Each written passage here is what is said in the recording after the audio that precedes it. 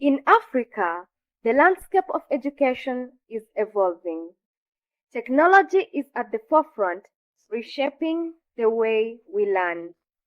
EduTab Africa, based in Kenya, is a company dedicated to leveraging technology for educational advancement while also considering the digital divides in different contexts. We collaborate with diverse partners spanning government, academia, private enterprises, and international development sectors. Together, we explore and innovate new learning pathways using technology. Our team specializes in crafting bespoke digital learning materials and learning management systems tailored to each learner's unique needs as well as offline contexts.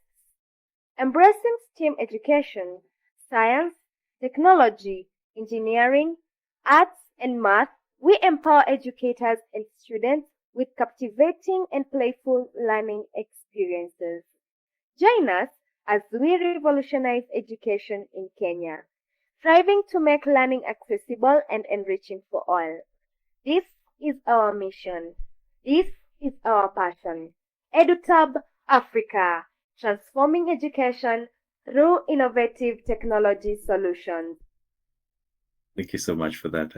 I guess it's all the excitement today. I want to say thank you so much, especially for those who joined us early enough. I'm seeing Samuel from Malindi. It's nice to have you here. We are joined with the wonderful team from Kitale. We have Jane, Faith, and Magdalene.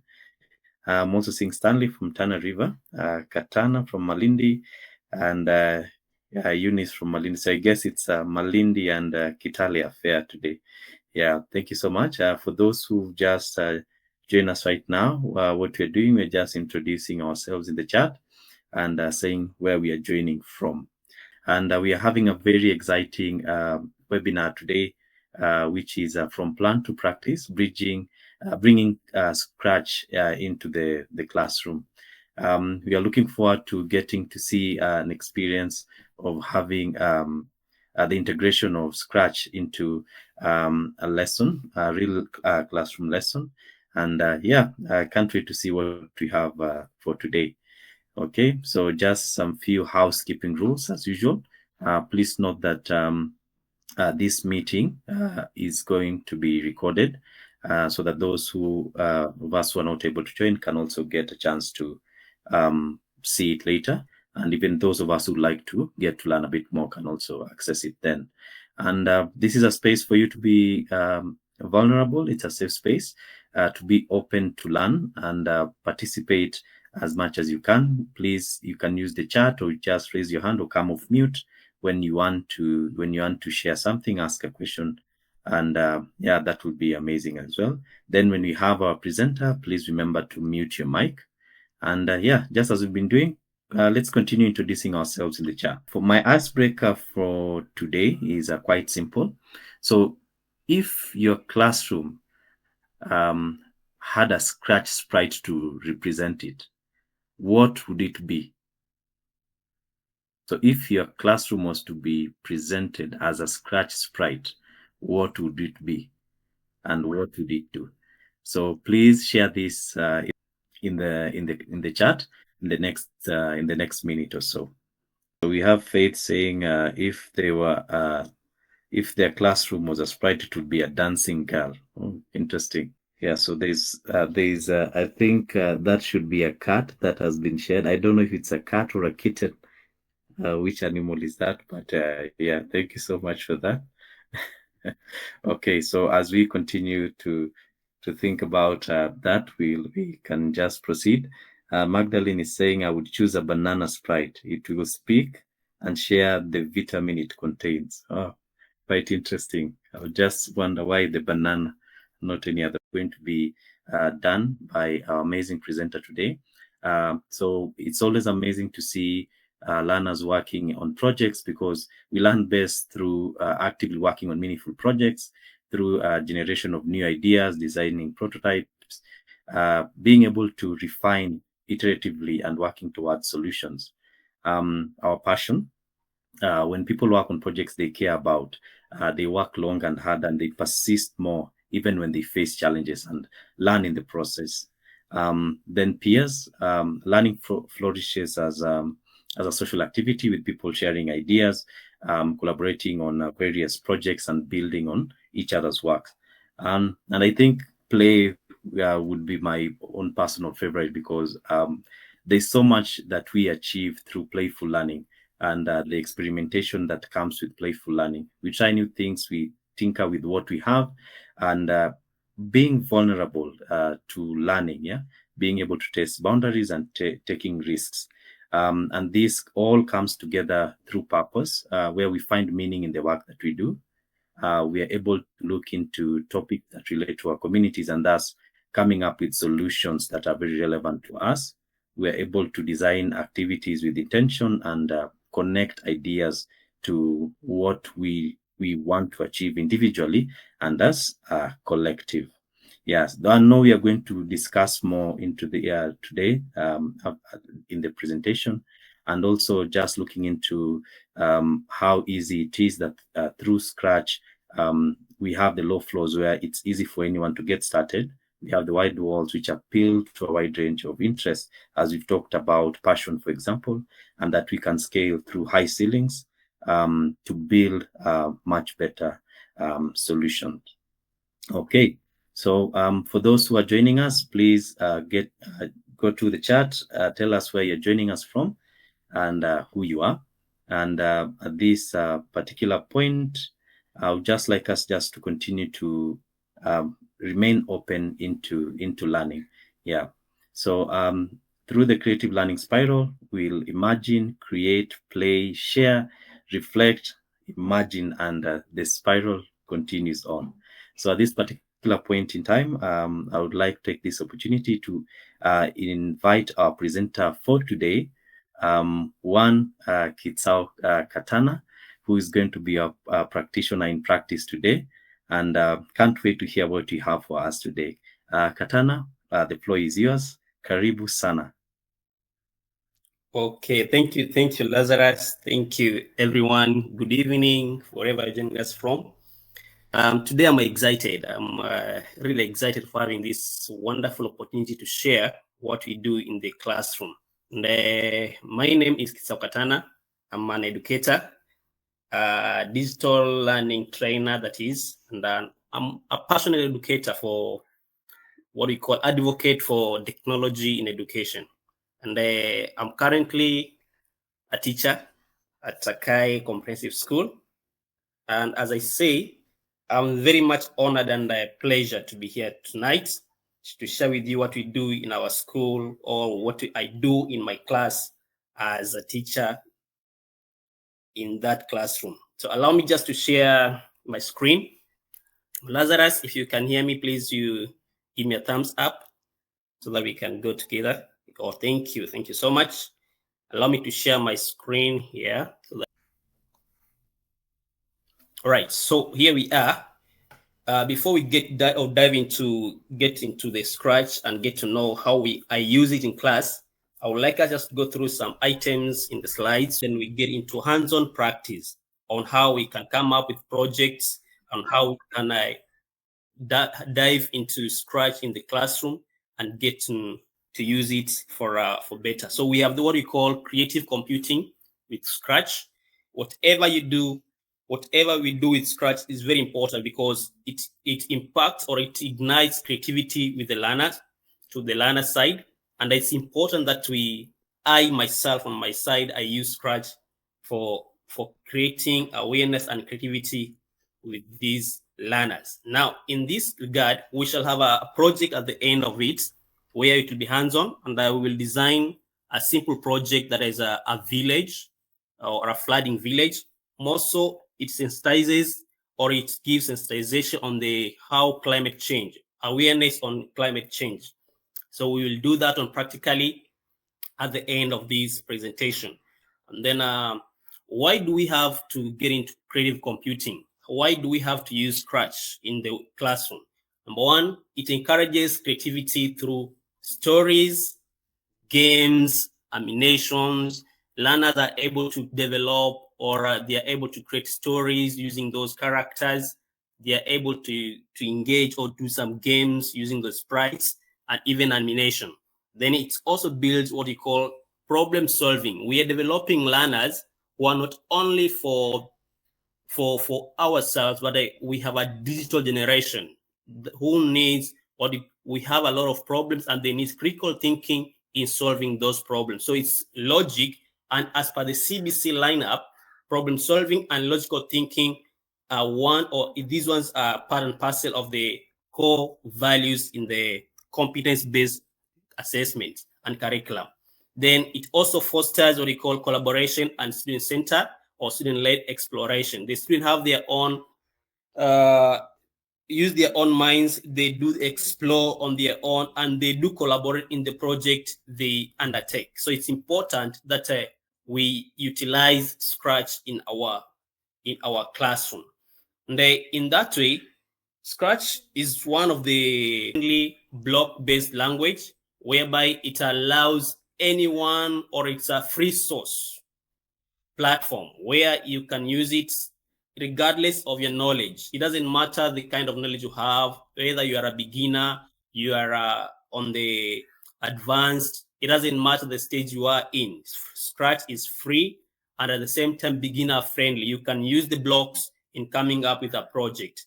At the same time, it allows what we call drag and drop interface. It has those interfaces that allows you to drag and drop, and it enhances, or it allows, or it is rich in media features that it allows you to even upload your own media. You can upload your own sprites. You can upload your own what you call sounds at the same time. So it is ideal for storytelling, as I've said from the beginning, games, and even educational simulation. So it's important that we get to have it in the classrooms we are.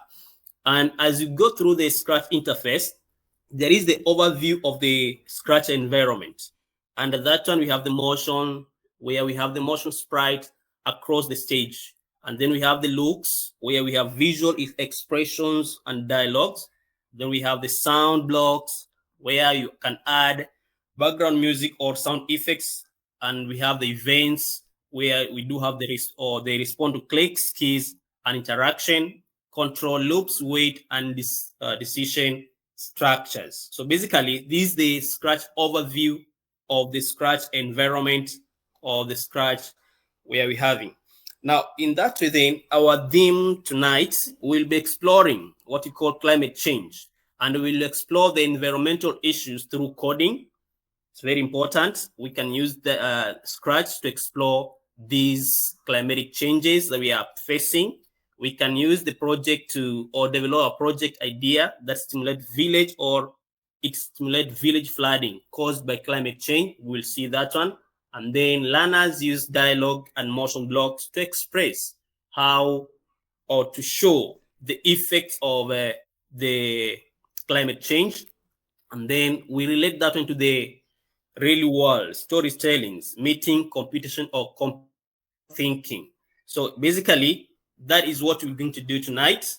And at the end, we shall be having a complete project, and we shall have this project flooding demo with us. So allow me just to drop this one so that we can get into, I want just to see the end product of the project that we're going to make. And then from there, we develop together. I wish that every one of us get hands-on in this so that we be active and we move in the same direction. Katana is sharing.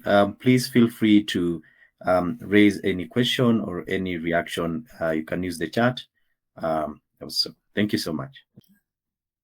Right. Here we have thank you, Lazarus, for that information. Here we have one of the end product or products that we will have at the end. And I want us to go through it slowly. Then later we will develop these together to the end. These are simple projects that showcases what I call environmental or climate awareness.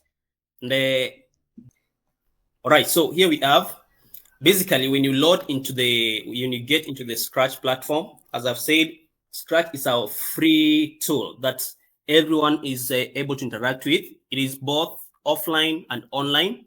So you can create an online account for that, or you can have it offline or download it offline and use it. And once you open the Scratch interface, this is what comes out there. We have the section of block or the code blocks that is in colors. We have the blue one that is the motion blocks. We have these ones here that is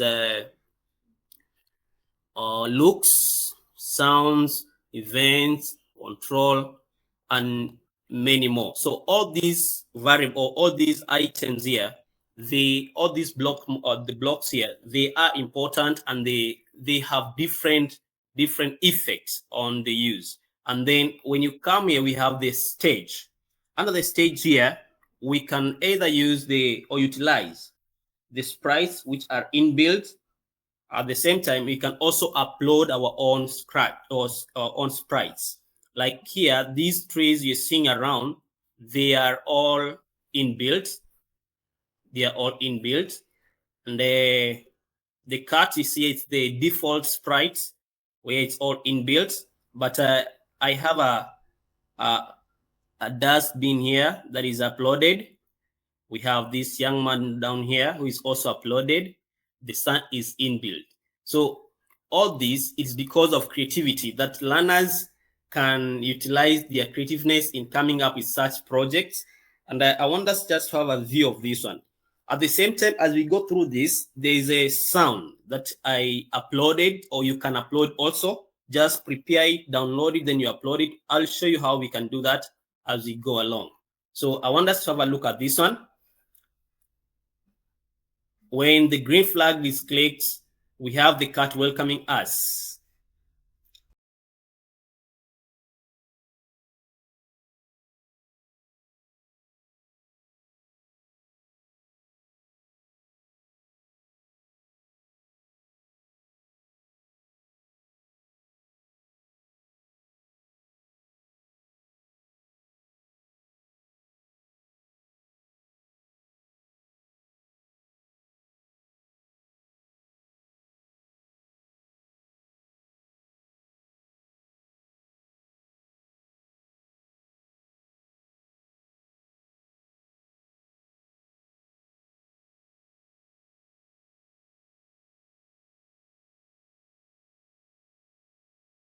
The project I'm having here, it's basically a science project. The cat here welcomes us when we start the project. At the same time, it can be used in mathematics in the way we have the score here, the carbon dioxide levels, the score, and the size. When you tap on a tree, the carbon dioxide level goes down. The issue is when you tap on the tree, it's like you are planting a tree. So if you tap on it, you plant a tree. So a tree is planted. That means carbon dioxide level will go down. At the same time, the size of the tree increases, and the score, that is the learner, now is motivated by the score. So a learner needs or may want to have much more scores. So in that way, it is motivating the learner to go on and play with that or with this game as he or she learns. And then here we have the recycle bin. We are learning about environmental conservation, and cleanliness is part of us. As long as we are in the environment, we must be clean. So this organic dustbin here collects all the leaves. Let me just do this. It's able to collect these. These are leaves. These are leaf. If you can see this one, this is a leaf that is uploaded also. So it's able to collect the leaves. So the leaves are collected into the organic dustbin, and the boy is here who is there to plant the trees. Now, at the end of it all, we have a section of questions where a learner is asked or playing with questions. Why are trees important in the environment? So you can set up several questions for that purpose. Now, it's a whole project that I want us to develop it as we go through it, step by step to the end. And then if you have any question on how we can build this one, I will be very glad to respond to that and many more projects. Yeah, so Katana, we already have a question from Jackton. He was able to share it via the chat. So maybe we can just answer that quickly as we progress. So the question from Jackton is, climate change is a broader area to discuss, especially when dealing with Scratch. How effective is it, especially to young ones in lower grades?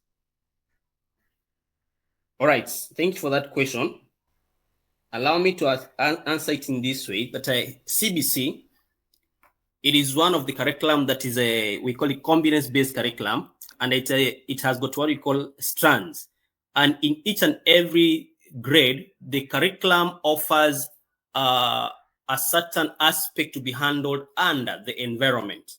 So it depends with the curriculum. What does the curriculum require? So you'll set up your projects depending on the learner level, or the level of the learner. I think in that way, I've tried to answer that question. Thank you so much, Katana. We'll proceed. If there's more, we'll just answer them. Thank you. Thank you so much. So allow me just to get into starting the project. I want us to start on together. We move with it. Here we are. We are on the Scratch platform. This one is a Scratch 3.310 or 3.31.1 version. And we have the stage ready for us. And I want us to develop, starting with uploading we will be uploading the background. Now the background that we have seen from the other Scratch, they are all uploaded. And how do we upload these backgrounds? We use this space. We have the backdrop here. Under this backdrop, there is an arrow here that points upward, where you upload backdrop. So I will be uploading 2 backdrops. I've already downloaded them from some sources. You can just download these ones from any source. Also, vector, we call them the vector platform that provides vectors. So let me upload these backdrops here. I have one indicating deforestation, and the other one indicates village setup. The deforestation is coming in because we want to show the aspects of deforestation. That is, if there is a lot of deforestation, then this is what happens. And usually we have a quiet environment like the one we have it. We have it here, setup, a village setup. And from that now, we will upload the sprites. As I've said, 2 of the sprites here are just picked from the search. One is the sun. So just search at the sun. Then you can just place it at any angle of your choice. The next one is the default cut, which is already here. And then we have the tree.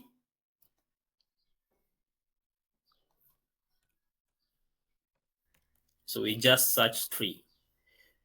Once we have these ones here, the tree can be duplicated. You just click down here, just right click, and you duplicate the tree if you need to duplicate it. But for the time being, we want to give it some codes first before we duplicate it.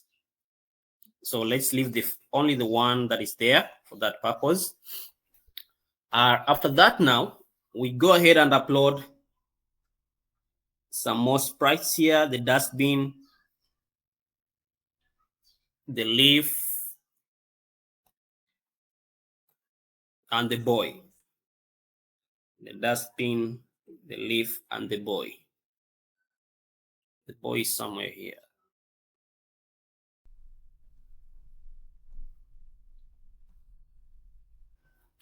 So we have these ones here. Now what's next is arranging these into position.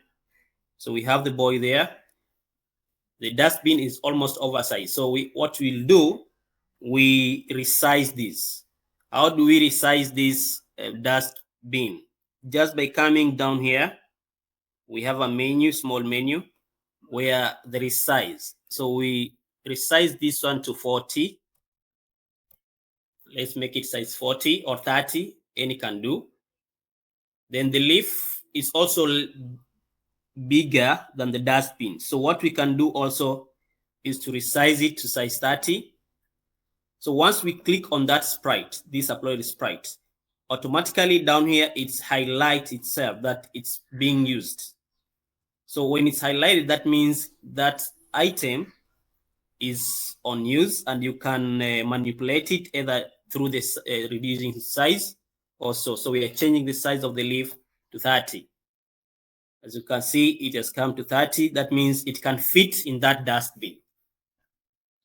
It can fit in that dustbin so well. Now, from that point, we need to create some variables.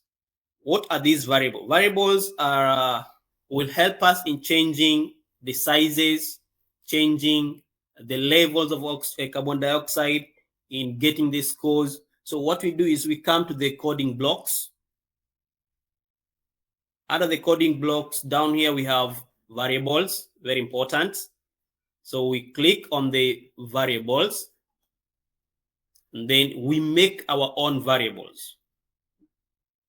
We make our variables here. The first variable goes with size, the name size. We will be changing the size of the tree. When you tap on it, the size will have to change. So we have the size. The next variable will be carbon dioxide level or CO2 level. And this is applicable to all the sprites. And then the next variable after that is score. Now, if you are keen enough, you'll discover that all these items I'm creating, all these variables I'm creating, they are all on the screen. And even I can go ahead and maybe I don't want them to be on the screen. So I just unshade them from this side.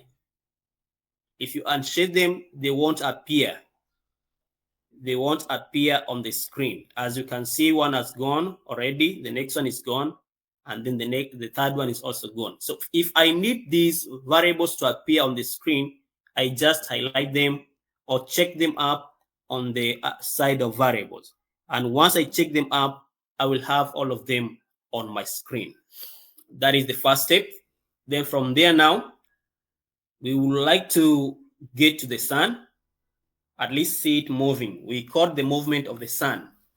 And we will involve different aspects in coding the sprite sun so that it can be moving. So whenever you are at this platform, we have the starting piece, because the green flag is our starter in any way. So all the time we have to get or use the flag. And where do we use this flag? Where do we get that starting of the flag? We get it through events.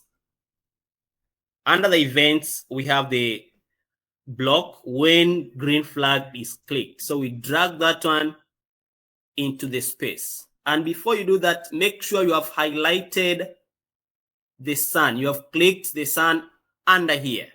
Make sure that the sun is highlighted under here. That means all the coding will be on that given sun. So when that one is clicked, what will happen? We want the sun to rotate.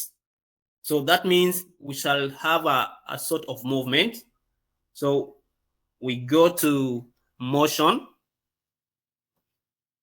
We pick rotation, that is turning. And our turning here, as you can see, turn 15 degrees. You can have a look at it the way it's moving. When you take it that way and you click on the green flag, the movement of the sun 15 degrees is not consistent first, and it's not continuous. So what we'll do is we will bring in an aspect of control. We want it to be controlled. The movement has to continue. So in that way, we go to control and pick forever. We want it to rotate forever because the sun doesn't stop. It moves forever. So when you do that, you can see the sun moves at a very high speed. That means what? That means we need to reduce that because the sun doesn't move like that. The motion of the sun is a bit slower than that. So we reduce 15 degrees to something smaller. That is, let's take 2 degrees. So at least with that, there is consistency in the movement of the sun and continuity of the in the movement of the same sun. Now, as it does so, remember the sun doesn't just move like that, as visible as the way it is. It moves in a way that you may not detect. So we want to insert something here, an aspect of weighting. So still under the control, we have the top block here, where we take that one and fix it under the rotation, that the movement should be a bit slow. And how should it be? A bit slower with at least 0.1 waiting time. So once again, we come and check as it reflected here a bit. At least it's moving at a small or at a slow rate, at a good pace that can help us in our daily lives in the projects. And then away from that, now we come back to the tree. The tree is here. So still we want when the when the tree is clicked, when that sprite is clicked. So in this way, we will get to events and look for a block that says when the sprite is clicked. Here on top, we have green when green flag is clicked, and then followed by when the space key is clicked. But again, we want when this sprite, the specific sprite is the one that we need it to be there. So we take that one. And then when that is clicked, what should happen? What should happen? The thing is, we should see change in size. We should also see change in carbon dioxide. We should also see change in the level or the size, the score. So the first thing here is we pick on we get to the variables now. The variables are here. So what we're doing is we change. We want to see changes in the carbon dioxide level. So we pick change. We have sets, carbon dioxide level, we have change. So we pick on change and we place it on under that block. After we have done that, now we go ahead and we go ahead and click on that. What we want is the size. So we want the first thing to change here is the size when the tree is clicked. So we change the size. Change size by, let's say by 2. Let's say by 2. So when that is clicked, let's click the tree, the sprite. We are seeing the size of that given tree is changing. But again, we need this changing of the size to be consistent also. So in this way, we will have to go to control and take another block that will allow us to control this, repeating how many times? Like repeating, let's take 5 or 2 times, 2 times. So that when you click on the tree, there is a gradual but steady increase in size. As you can see, there is an increase of size. It goes from 18 to 22, 28, like that. So there is a gradual increase, but then this change of size also there should be a little bit of weight, so that we can have the gradual growth of that given tree. So specifically, we go to weights, we insert it there, and the waiting time here should at least be 0 point something. 0 point something there. After we are done with that, we are expecting when the tree is planted or when the tree is clicked, the size increases. That means it is growing. Therefore, our score should also increase and the carbon dioxide level should reduce as the tree grows. So we go back to variables. Our variables are here. We pick on change in carbon dioxide level, we bring it on there. Also, the change in size, we take it there. And then we change size. Just click on that. Change in score. Change in score. We click it there. We are almost there. But again, it should provide a message that something is happening. And the message is tree is planted. So when you tap on that tree, it will provide, first, the size will increase, the carbon dioxide level will go down, the score will increase. But again, we shall also have a message which is broadcasted that the tree is planted. So we go to looks. You get to looks and say hello, although it's better you get to broadcasting, but for this, let me just take this one here. Say hello. So tree is planted. And then we are done with that sprite. We can tap on the tree and see the effects on the tree. As you can see, there is some effect that is being felt here. The tree planted, the size increases, the levels, carbon dioxide level should go down. So let me just change the level here by -5, so that it can change, -5. So when we tap on the tree, something is happening to the carbon dioxide level. So basically, that is the first tree. But if we want more of these trees, so we will just duplicate this so that we can have at least 3 trees around here. We just come down there, right click and duplicate it. So we shall have 2 trees, placing them strategically.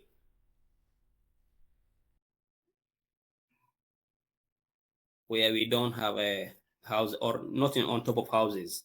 Somewhere that they'll be seen as if they are on the ground.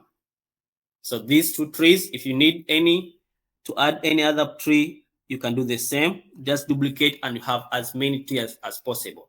At the same time, you can change the sizes of these trees. Maybe you want it to be small so that it can grow. We have it here, a smaller tree and one that is at least bigger than the other one. So there we are. Up that extent, is there any question, any comment on that? I'll be glad to respond to. Lazarus on the side. Yeah, thank you so much, Katana. So far, so good. I'm really enjoying the presentation. Yeah, so if there's any question, you are free to come off mute and ask. If not, please go ahead and share it in the chat, then it shall be answered. Yeah.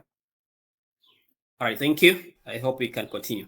All right, so that is the first sprite that the second sprite, first sprite to code, or the second, sorry, to code. We had the sun, and now we have the tree. And then the next one, let's go to the cats. Our cats, our default sprite that is, we click on it so that we can start coding on it down here. Yeah, there we go. So as usual, we go to events.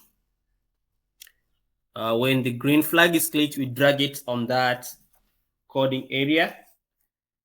And then from there now, we can, whenever this cut is clicked, we want it to be in a specific position. So what should we do? We go to motion. The position of this cut should be here. Once the game starts, it should be at this place. So we go to motion. Under motion, we choose go to X, Y, this block. So we have it here.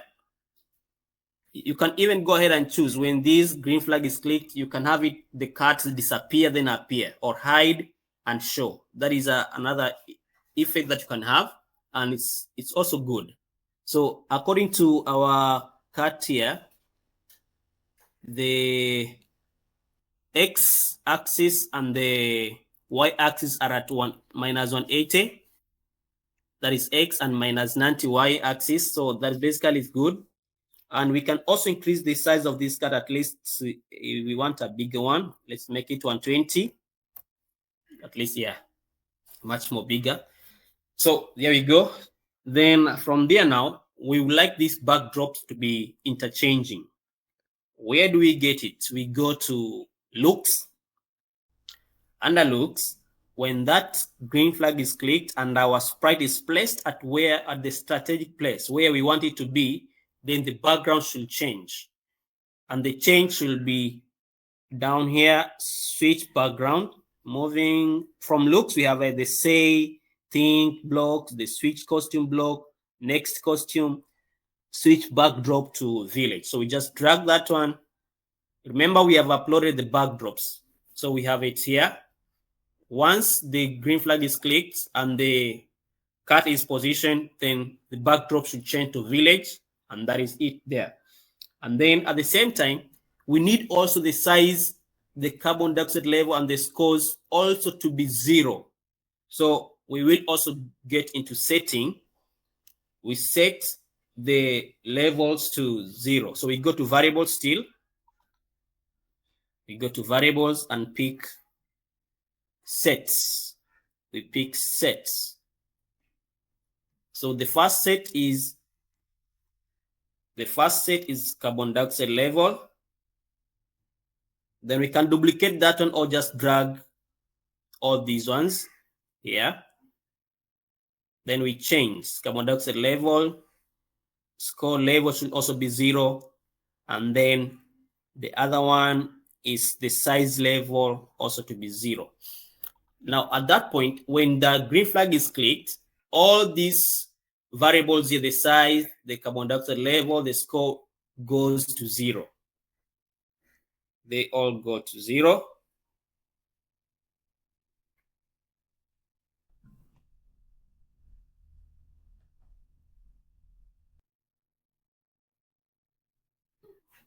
All right, so next, after that now, we get to a welcoming remark by our default sprites. And the welcoming remark is simple. Welcome to our village, welcome to our home. It can be any sort. So in that matter, we go to looks.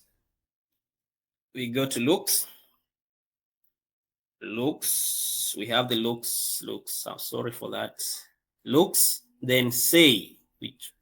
We drag the say block, say hello for 2 seconds, then change the hello to something else that is a welcome to our village.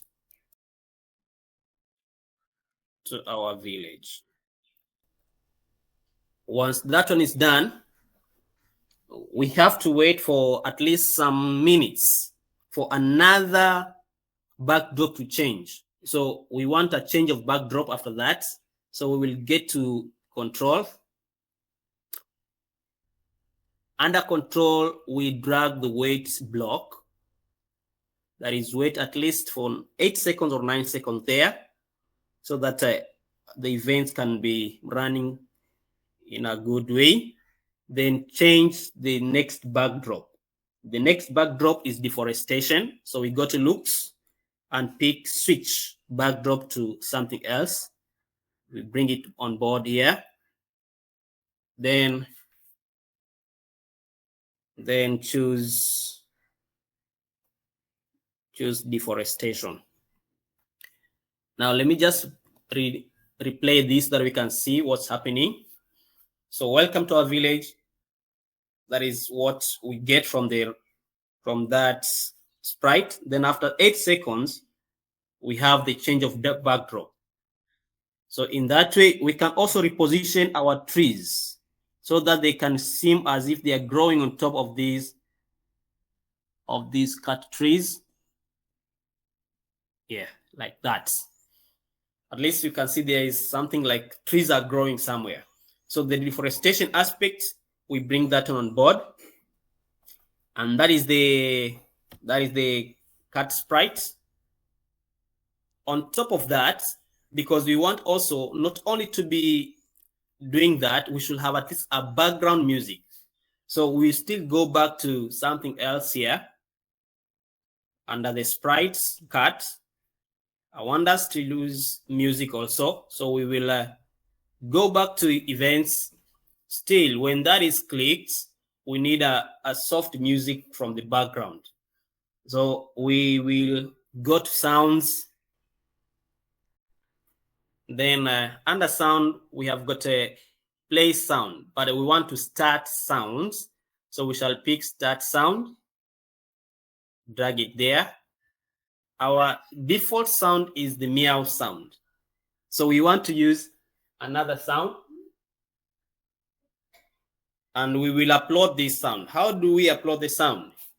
We go into this platform. We have the chord, the costume, and the sound. So we click on sound, and then down here we have something like a speaker.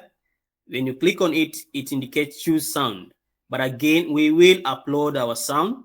So we'll click on upload. I will click on that upload and upload my sound here. I already have a downloaded sound, so I click on that and pick on that one. It's uploading, it's ready.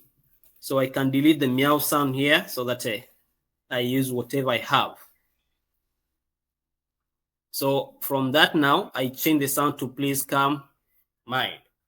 So you can, we can have a test of it also. So as we are developing the project step by step, you discover that there is a lot of creativity that goes on. From uploading the sprites, uploading the sound, to creating all the effects as we go along. So these sprites, they are good and they make learning real. At the same time, it makes the learner to have what we call a creativity aspect in them. They will love the way they do these things. I'm really enjoying what we're learning today, and I'm being able to see the practical aspect of Scratch and how it can how it aligns to various learning areas. So we have very few minutes. We have actually 3 minutes remaining, maybe to wrap up. I don't know if any teacher has any question. You can ask. You can ask right now or go into the chat so that the Katana can answer them as he wraps up the project. But all in all, Katana, it has been an amazing presentation, an amazing walkthrough. And I guess even those of us who use Scratch for long are able to learn even new things or new ways to use it in class. So there is one question from Faith. She's asking, I'm curious about the changes your learners have shown since you started using Scratch. And yeah, maybe you can answer that as we wait for another. Yeah, thank you. Oh, thank you for that question. I'll answer it. One, they have shown a number of improvements. One of the improvements that they have shown is the attendance. Attendance to school, for them, there is no one who wishes to miss my class. That is one of the aspects that I have learned. And even if you miss even if you delay with some minutes, you'll find the learners are on your door wanting you to be in class. So that is one of the changes that I've seen through this or engaging with them with Scratch. Two, even in their performance, you'll discover that most of those learners who are a little bit lagging behind with a Scratch, they are able to learn new concepts, and their creativity in the Scratch also builds in their learning areas. So there is a sort of improvement there, plus we call it curiosity, the urge to learn more. So basically, I've seen it and it's working. Thank you. Okay, thank you so much. Maybe before you give your parting words, maybe how did you guide your learners through the Scratch project, through the Scratch part? Was it step by step, or did they explore freely? Thank you. First of all, we normally have a club in our school that I personally run the club. The first thing was to show them how the Scratch works, the Scratch interface. And then after that, now I gave them the free space. And in the free space, they are coming up with projects that are amazing. In fact, they'll go ahead and develop projects that you as a teacher, you may not have imagined of. And if we get more time, we will explore those projects, some of the projects, even some of the learners developing those items in practical and even in live shows. It's very, very, very, very encouraging. Well, that's very much amazing. Thank you so much, Katana. So we've gotten another response from Rajab from the previous question. While climate change is broad, Scratch can make it accessible, engaging, and meaningful even for young learners. It's not about teaching all the science at once, but planting the seeds of awareness and action using tools that children understand and enjoy. True. That's very much true. Thank you so much, Rajab, for that. And maybe perhaps Katana, you can share more resources with us so that we can be in a better position to share with the teachers who are joining us here today, which we can also share with them even after this particular one. So at this point, maybe I'll welcome you to maybe give us your few insights and closing remarks since we are at the top of the hour. Yeah, thank you. All right, as we wrap up, I would like to first of all thank you, Lazarus, with the team, EduTab, for the amazing platform that you are offering the teachers, more so engaging in this creative computing. And I would urge all of us as educators to embrace technology. It is part and parcel of us. And at the same time, there is an aspect of this coding that aligns with artificial intelligence. So basically, we can do more with Scratch, and let's try to integrate artificial intelligence into it, and you'll see the outcome of it all. Otherwise, I want to appreciate all of us who are here who have had time to engage with us in this platform, and may God bless you all for that. Okay, thank you so much again, Katana, for that amazing and very much insightful presentation. So please, for all those who've joined us today, all these resources that have been shared, even including the project, will be made available to you through our follow-up email. And once you get that, please feel free to go through all the resources, the links that are shared, and we're also going to share with you our feedback survey where you can help us to learn more about the presentation and our webinars and how best we can improve on them. Thank you so much once again, Katana, and all those who joined us today. And this particular point, I'd like to call it a webinar, and I wish you all a blessed evening until the next webinar. Thank you so much.